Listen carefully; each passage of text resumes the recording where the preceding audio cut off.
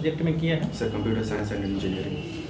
अच्छा अच्छा, तो अभी कुछ कर रहे हैं आप? सर जॉब में था बट छोड़ दिया, सिविल सर्विसेज की तैयारी के लिए। जी, कंप्यूटर साइंस का क्या रोल होगा प्रशासन में? सर टेक्नोलॉजी का यूज़ प्रशासन में तो बहुत है, और फॉर एग्जांपल अगर हम लोग एक्सप्लेन करें इसको, क्योंकि सर टेक्नोलॉजी हमें एक लार्ज नेटवर्क के सेंटर में लाके खड़ा कर देता है। इससे सर हमारा स्कोप बढ़ जाता है पब्लिक सर्विस के लिए। फॉर एग्जांपल इसको एक्सप्लेन करते हैं तो सर ओनियन बंका प्रोजेक्ट है एजुकेशन सेक्टर में। सर वो इसीलिए कनेक्ट कर पाया लाखों लोगों को क्योंकि टेक्नोलॉजी का यूज़ किया था। या फिर एग्रीकल्चर डोमेन में देखें तो सर सबॉर्ड यूनिवर्सिटी का प्रोजेक्ट देख सकते हैं हम लोग। ऐसे ही सर सारे चीज़ में देख सकते हैं। या फिर अगर ट्रांसपेरेंसी और अकाउंटेबिलिटी क्रिएट करना हो तो सर ब्लॉकचेन का यूज़ करके डिजिटल लेजर क्रिएट किया जा सकता है। तो सर टेक्नोलॉजी का तो बहुत यूज़ है, और सर चूँकि पूरा वर्ल्ड ही एक डिजिटल स्पेस में मूव कर रहा है तो सर बिना टेक्नोलॉजी के अभी। अच्छा, बिहार में ये कंप्यूटर टेक्नोलॉजी या फिर डिजिटल टेक्नोलॉजी को लागू करने में क्या क्या समस्याएं हैं? सर जो मुख्यतः समस्या आती है इसमें वो है सर कि एक तो सर हमारे पास स्किल्ड मैन पावर का कमी है सप्लाई चेन में, और सर सेकंड है इंफ्रास्ट्रक्चर पूरी तरह से डेवलप नहीं हुआ। थर्ड है सर इसमें पावर सप्लाई, क्योंकि हमारा per capita energy consumption 311 kilowatt hour है जो नेशनल एवरेज से बहुत कम है। तो sir irregular supply of energy ये भी एक कारण है। अच्छा अच्छा अच्छा, आप इन्वायरमेंट के बारे में कुछ पढ़े हैं? Yes sir. ये बता सकते हैं इकोसिस्टम, इकोलॉजी और इन्वायरमेंट में क्या डिफरेंसेस है? सॉरी सर, कुछ बताइए। सर रिपीट कीजिएगा क्वेश्चन। इकोसिस्टम, इकोलॉजी और इन्वायरमेंट। सर ऐसा कोई डिफरेंस तो याद नहीं आ रहा। अच्छा, वेटलैंड जानते हैं आप? Yes sir. क्या है वेटलैंड? सर वेटलैंड है सर मार्सी लैंड है वेटलैंड, अगर लेमैन लैंग्वेज में बोले, जहाँ पे सर जो भी बायोटिक और एबायोटिक है और सर जो वाटर रिलेटेड बॉडीज़ है और एनिमल है उसको प्रिजर्व किया जाता है वहाँ। इसे इंडिया में उस जगह का नाम बताइए वेटलैंड के रूप में जो।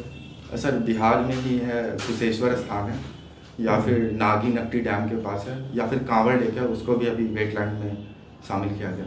कहाँ है ये कुशेश्वर स्थान? कुशेश्वर स्थान सर दरभंगा में है, और कांवड़ लेक एशिया का लार्जेस्ट ऑक्सबो लेक है, वो बेगूसराय में है सर।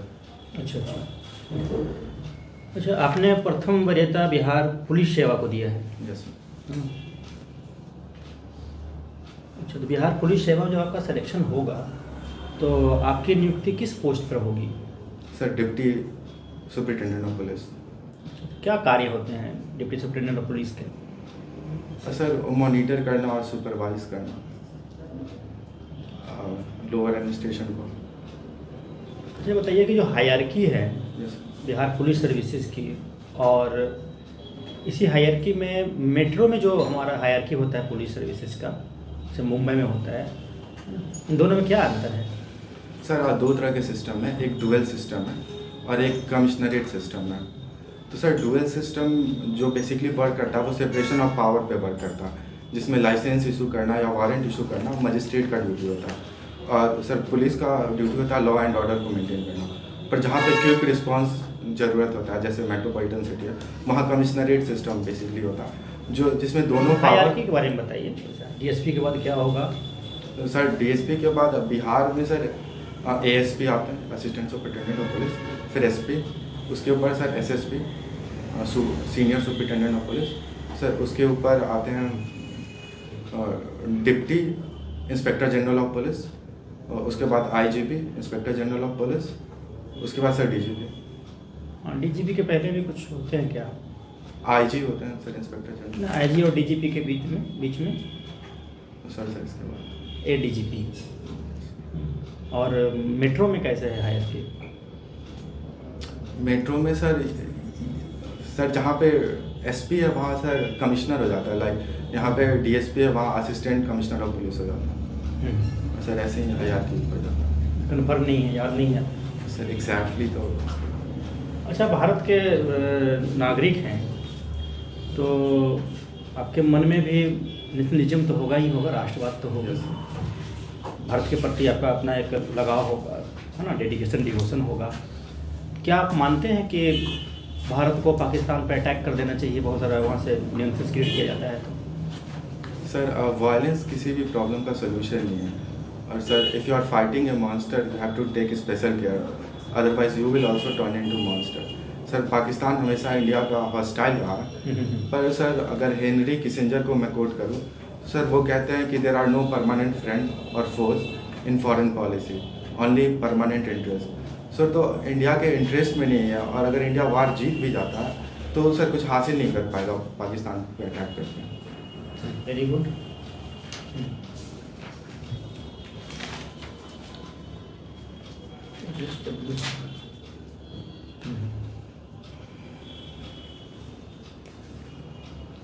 LSW आपने सब्जेक्ट रखा है। Yes sir. सामाजिक सुरक्षा क्या हो? Social security. हाँ, social security. Sir social security denotes organised activity by both voluntary organization और government organisation to elevate to elevate the condition of marginalized section of people। और सर इसको हम लोग एक दूसरे डेफिनेशन में भी ला सकते हैं कि sir social security is the security that society provide to individual in different contingency such as maternity और ओल्ड एज और अनएम्प्लॉयमेंट और in cases of accidental death और ऑक्यूपेशनल डिजीजेस। सरकार के द्वारा बहुत सारी कल्याणकारी योजनाएं चलाई जा रही हैं। Yes sir. केंद्र सरकार और राज्य सरकार के द्वारा उस पर अनावश्यक राशि काफ़ी व्यय होता है। यस लेकिन उसका फ्रूटफुल रिजल्ट नहीं आ पा रहा है। Yes sir. तो क्या ऐसा नहीं लगता कि बहुत सारी कल्याणकारी योजनाएं जो अनावश्यक चलाई जाए उसे बंद कर देना चाहिए, उस राशि का कहीं दूसरी जगह इस्तेमाल करना चाहिए?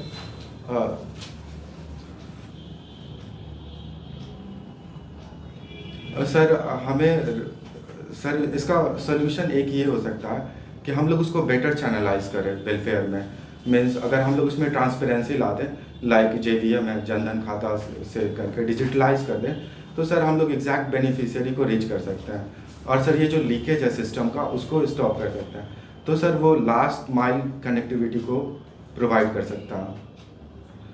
तो और या फिर अगर हम लोग अगर बंद करना चाहते हैं उसको, तो सर हमें UBI स्कीम को स्टार्ट करना होगा। UBI sir universal basic income को। लेकिन इससे कि बहुत सारी हमारे राष्ट्र की जो आर्थिक स्थिति वो काफ़ी इस पर खर्च हो रहा है, और जो हमारे अन्य विकासात्मक कार्य जैसे इंफ्रास्ट्रक्चर का डेवलपमेंट, एजुकेशन का डेवलपमेंट या अन्य क्षेत्रों में उसको हम लोग नहीं कर पाते हैं। इस कल्याणकारी योजनाएं सरकार के प्रलोभन भी एक तरह से आप कह सकते हैं कि किसानों को या फिर गरीबों को या अल्पसंख्यकों को रिझाने का एक तरीका हो गया है जो हमारे विकास को प्रभावित कर रहा है। तो क्या ये नहीं लग रहा है कि उनको हटा के हमको अपने राष्ट्र के विकास और उसकी समृद्धि में योगदान देना चाहिए? सर अगर हम लोग ऐसा करते हैं तो सर हम लोग लॉन्ग टर्म के लिए बेनिफिशियल सस्टेनेबल नहीं होगा, क्योंकि सर जितने भी बेनिफिट है, फॉर एग्जांपल LSW के संदर्भ में बात करते हैं, लाइक मैटरनिटी बेनिफिट है या फिर चाइल्ड डेवलपमेंट प्रोग्राम्स है जितने भी, अगर सर हम लोग उसे नहीं देंगे तो सर हमारी इफ़िशियंसी भी कम होगी, और फिर एक चांस है कि हम लोग VCS साइकिल ऑफ माइग्रेशन में फंस जाए या VCS साइकिल ऑफ पॉवर्टी में फंस जाए, या फिर दोनों का फ्यूज़न हो जाए, और सर हमारी यथास्थिति वही बनी रहेगी। और सर इंफ्रास्ट्रक्चर तब तक काम नहीं आएगा। इंफ्रास्ट्रक्चर सर बेसिकली ग्रोथ को रिप्रेजेंट करता है जो यूनिडायमेंशनल है, लेकिन एक मिनट, और जबकि सर ये जितने भी वेलफेयर स्कीम है सर वो उससे डेवलपमेंट होता है जो मल्टी डायमेंशनल है। अच्छा ठीक है, महिलाओं की स्थिति हमारे देश में समस्याग्रस्त है, काफ़ी डेवलपमेंट भी हुआ है लेकिन अभी भी पुरुषों के समतुल्य नहीं आ पाया है। महिलाओं के सशक्तिकरण का सबसे मुख्य आधार क्या होना चाहिए आपकी नज़र में? सर अभी सर इसके दो हो सकते हैं, एक तो जो तत्कालिक है इमीडिएटली सोल्यूशन हो गया, और एक लॉन्ग टर्म सोल्यूशन हो गया। सर इमीडिएट सोल्यूशन इसका यही है जो गवर्नमेंट ऑफ बिहार ने स्टार्ट किया, आरक्षित रोजगार महिलाओं का अधिकार। सर ये इसलिए स्टार्ट किया गया था क्योंकि लेबर फोर्स पार्टिसिपेशन रेट, जैसा आप बता रहे हैं कि labour force participation rate sir Bihar में महिलाओं का सिर्फ 4.1% है, as against national average of 24%। Sir ये दिखाता है कि इक्विटेबल रिप्रेजेंटेशन तो कहीं नहीं है महिलाओं का। तो सर इमीडिएट सॉल्यूशन एक है कि हम लोग उनको आरक्षण दें और उनका इक्विटेबल रिप्रेजेंटेशन करें, और सर दूसरा है कि हम लोग जो लॉन्ग टर्म और सस्टेनेबल सॉल्यूशन है इसका, कि सर हम लोग एम्पावर करें। और एम्पावर का सर 3 बेसिक एलिमेंट है।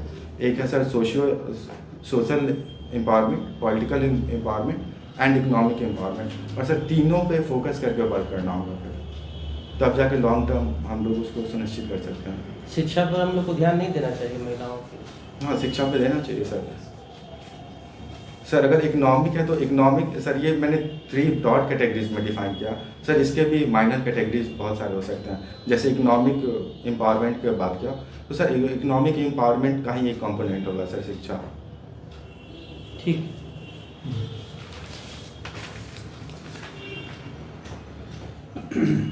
कंप्यूटर साइंस से आपने बीआईटी मिश्रा से, बीआईटी रांची से किया है आपने? ये sir BIT Mishra Ranchi. BIT Mishra Ranchi. ये बताइए कि अभी वर्तमान में जो गवर्नमेंट की कार्यशैली है उसमें भ्रष्टाचार पर नियंत्रण लगाने में ये डिजिटलाइजेशन या फिर कंप्यूटर टेक्नोलॉजी किस तरह से सहायक हो रही है? सर एक नया टेक्नोलॉजी है सर जिसको बोलते हैं ब्लॉकचेन टेक्नोलॉजी। सर वो डिजिटल लेजर क्रिएट कर सकता है, और सर उसका जो स्पेशलिटी है वो ये है कि उसमें sir data tampering nearly impossible है। तो सर अगर हम लोग उसको इम्प्लीमेंट करते हैं तो सर बेसिक गवर्नमेंट का जो ड्यूटी होता है वो होता है रेवेन्यू कलेक्ट करना और उसको चैनलाइज करना डिफरेंट वेलफेयर प्रोजेक्ट में। तो सर अगर हम लोग ब्लॉकचेन टेक्नोलॉजी का यूज़ करते हैं और डिजिटल लेजर क्रिएट करते हैं इन डिपार्टमेंट में, रेवेन्यू डिपार्टमेंट में, तो सर हम लोग एक ट्रांसपेरेंसी भी ला सकते हैं और करप्शन को भी मिटिगेट कर सकते हैं। ठीक है।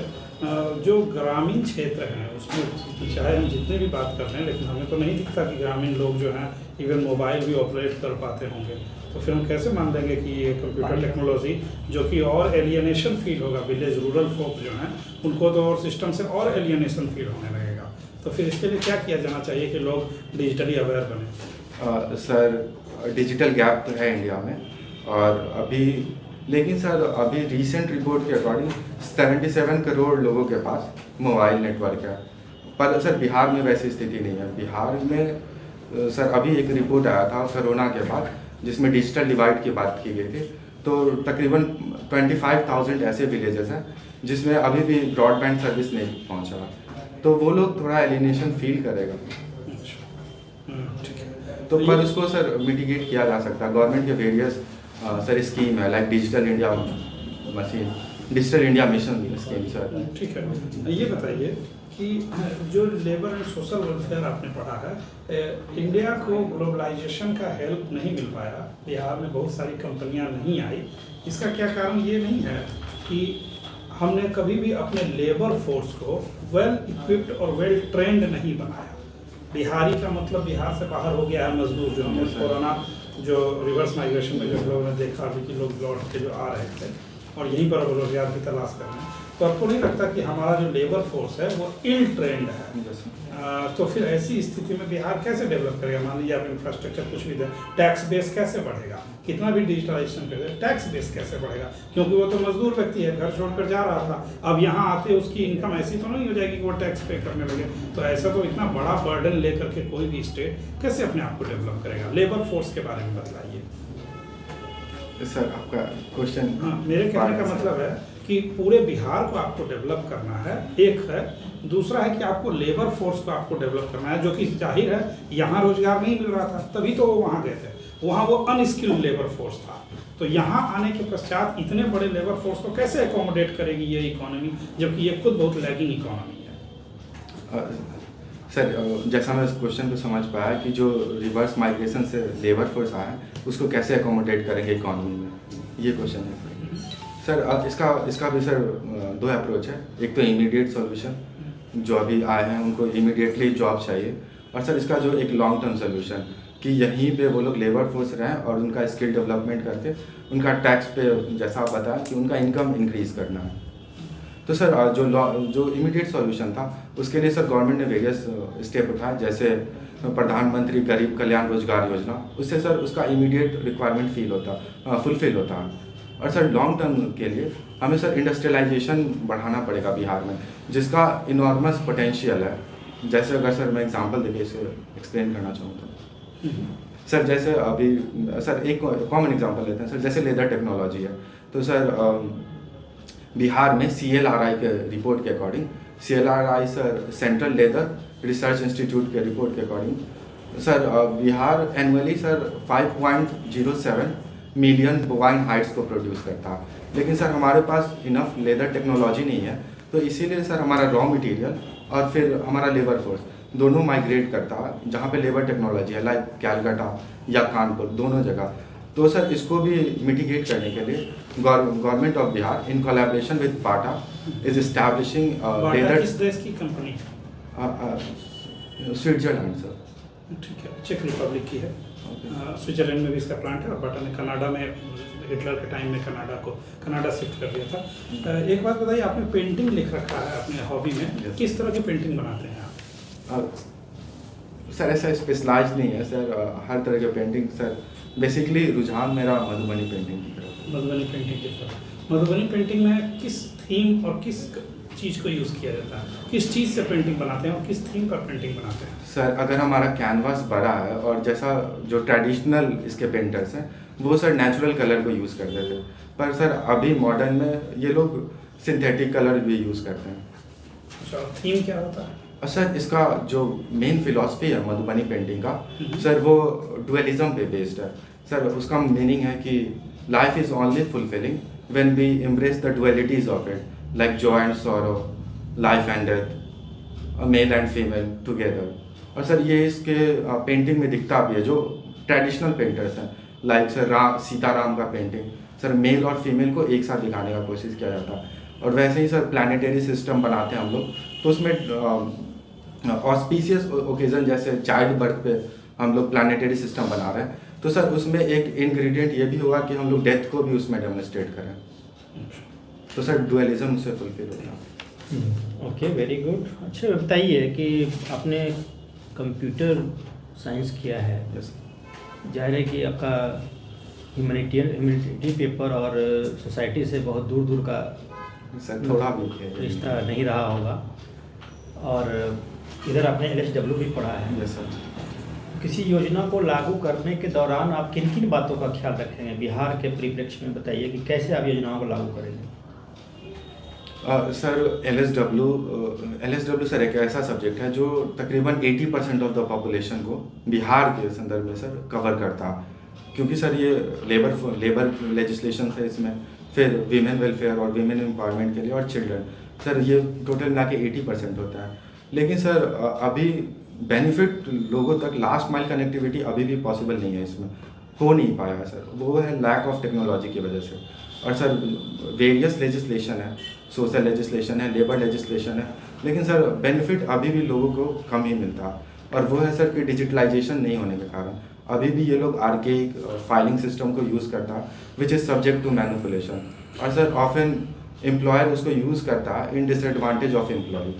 तो सर इसको हम लोग रिप्लेस कर सकते हैं। फॉर एग्जांपल अगर हम लोग देखें कि एडजुडिकेटिंग मशीनरी है, हमारा लेबर कोड है या फिर इंडस्ट्रियल ट्रिब्यूनल है, सर उनके पास जो 70% ऑफ केसेस पेंडिंग है वो वेजेस से रिलेटेड है। और वो इसलिए वेजेस से रिलेटेड है क्योंकि सर जैसे पेमेंट ऑफ वेजेस में क्या था कि एनी एम्प्लॉय और any person who has completed 5 year of continuous service, और सर उसमें है कि मेंटेनेंस ऑफ रजिस्टर, उसमें रजिस्टर में मेंटेन होता है सब कुछ, वो उसको एम्प्लॉयर कभी भी मैनिपुलेट कर देता है और वो एक ब्रेक दिखा देता है सर्विस में। तो अगर हम लोग सर एक EPR सिस्टम को बना दें जिसमें एक पार्टी एम्प्लॉय हो, एक एम्प्लॉयर हो और एक पार्टी सर हमारा स्टेट गवर्नमेंट हो, तो सर उसको रियल टाइम में हर टाइम अपना पता चलता रहेगा, उसको बेनिफिट भी मालूम रहेगा। और कुछ बताइए। और सर ये हो गया सर। अब हम लोग चिल्ड्रन पे आते हैं सर। ILO का रिपोर्ट है ILO मॉनिटर अभी रिपोर्ट आया, या फिर ILO वीज़ो का रिपोर्ट है सर, जिसमें कहता है कि, और फिर रिसेंट अभी आया ILO का, पॉइंट भी बताइए। ओके सर, सॉरी सर, जैसे ILO मॉनिटर का रिपोर्ट है, सर फर्स्ट स्टार्ट करते हैं ILO वीज़ो। सर ILO वीज़ो का रिपोर्ट अभी आया था रिसेंटली, और वो है sir world employment and social outlook report. Sir इसमें कहता है कि कोरोना पैंडेमिक का सबसे ज़्यादा इम्पैक्ट चिल्ड्रन पे पड़ा और वीमेन पे पड़ा, जो मार्जिनलाइज सेक्शन में काम करते हैं। और सर ये एक एविडेंट इससे भी होता है कि एक अभी रिसेंट रिपोर्ट आया ILO का ग्लोबल रिपोर्ट ऑन वेजेस, उसमें कहता है सर कि 24% वेज कट हुआ है, और वो सर जो बियर ऑफ बर्डन है वो चिल्ड्रन पे ही है और वीमेन पे है, क्योंकि ये लोग डिसएडवांटेज सेक्शन है। तो सर और हमारा एक और रिपोर्ट है सर जो ILO का है, वो कहता है सर कि 45 मिलियन चिल्ड्रन अभी भी एम्प्लॉयड हैं इनफॉर्मल सेक्टर में, और लेकिन बिहार गवर्नमेंट का डेटा के अकॉर्डिंग सिर्फ 15,000 को रेस्क्यू किया गया। तो सर एक बहुत बड़ा गैप दिखता है, 4.5 करोड़ वर्कर्स हैं और लेकिन सिर्फ 15,000 को बेनिफिट मिला। तो सर ये इसलिए हुआ है क्योंकि चाइल्ड ट्रैकिंग सिस्टम सॉफ्टवेयर अभी फुली इम्प्लीमेंट नहीं हुआ है सर बिहार में। अगर हम लोग उसको इम्प्लीमेंट करते हैं तो हम लोग रियल टाइम में ट्रैक कर सकते हैं। चलिए अच्छा है, बहुत अच्छा। Okay, thank you sir.